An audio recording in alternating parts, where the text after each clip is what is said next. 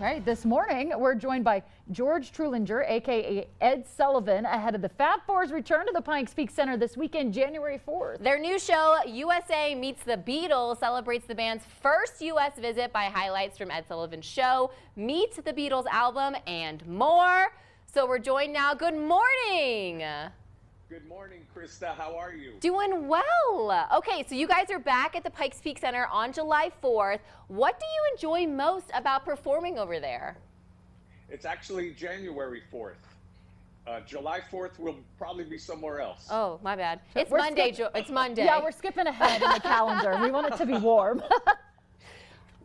We are excited to be back in Colorado. We had a wonderful show last year when we brought the Rubber Soul album to the Pikes Peak Center, and we would love to see everybody. If you're a Beatle fan, or if you remember the Beatles' historic appearance on the Ed Sullivan Show, this show is for you.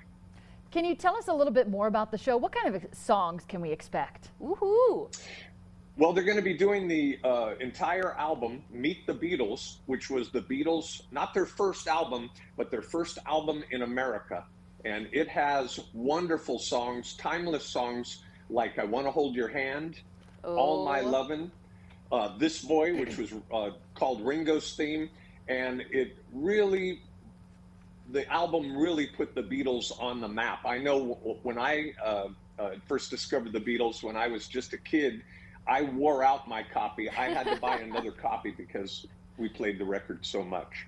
And I'm sure you're going to get a lot of people singing along, too, because you just named a couple really fan favorites, especially here in the nation. Yep. Absolutely. Also, I saw her standing there was on that album too, and that's always a big moment in the show. And there's a lot of audience participation, and I think I've been with the Fab Four show for just about 20 years. Mm-hmm. And by the second song, by the end of the first song, the audience is hooked. There's a lot of participation, a lot of singing along, clapping along. It's just a joyful show for the whole family. And if you're a Beatle fan, we've got Beatle fans of all generations. People bring their grandchildren to introduce them to the sound that really helped shape rock and roll. Walk us through the best part about performing for Colorado Beatles fans. I was just telling your producer before we went on air, do you ever get tired of people saying how beautiful your state is? It is just, every time you look out a window, it's like a postcard. It's unbelievable, wonderful. You could get a little short of breath because of the altitude sometimes, but it's a wonderful place, and we're really looking forward to our trip out there. We have 3 dates in Colorado, and we're all looking forward to it. All right, George, so the Beatles' appearance on the Ed Sullivan Show is legendary. What made the moment so huge for them, especially as you're portraying Ed Sullivan?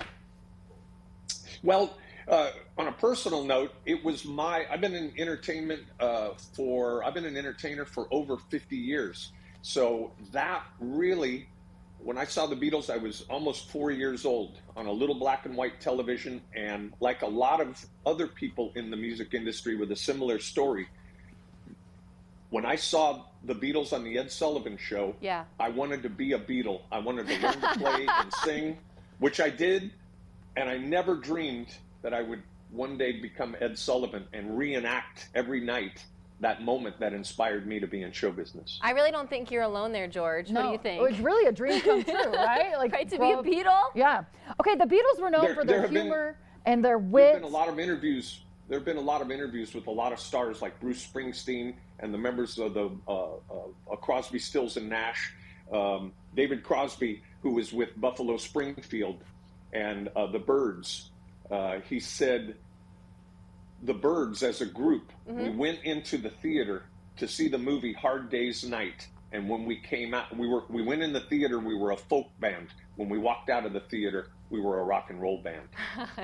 What a great little way to say it. So the Beatles had a tremendous tremendous impact on America, on the world. And I think that impact, happily, their message of peace and love is resonating even today.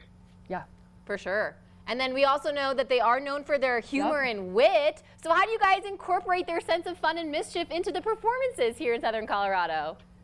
Well, I think I play a little bit in that. My interpretation of Ed Sullivan is a caricature and a tribute at the same time, but it does incorporate some humor. And I think you'll find the guys are very, very charming on stage, and they develop a rapport with the audience almost immediately.